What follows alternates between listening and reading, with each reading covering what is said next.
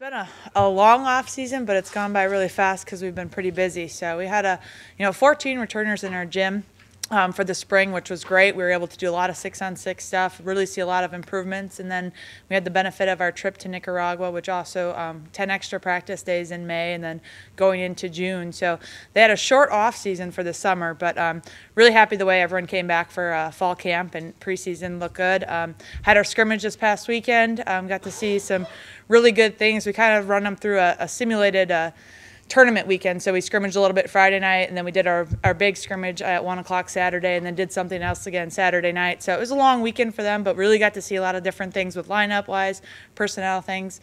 And I really like where we are. I got a couple things to work in, so I'm glad we got 4 days of practice here before we head to Missouri to play. But I think it's going to be a great opening tournament for us. Missouri's going to be good.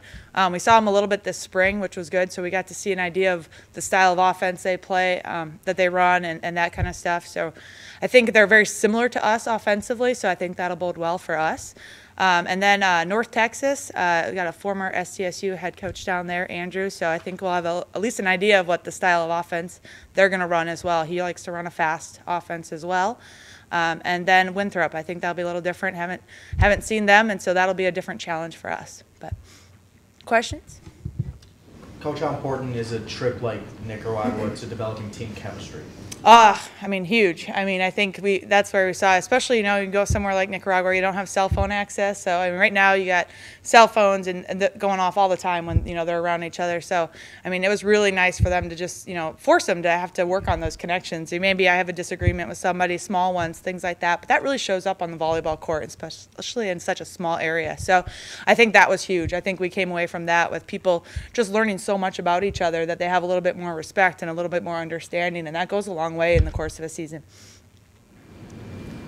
Any other questions?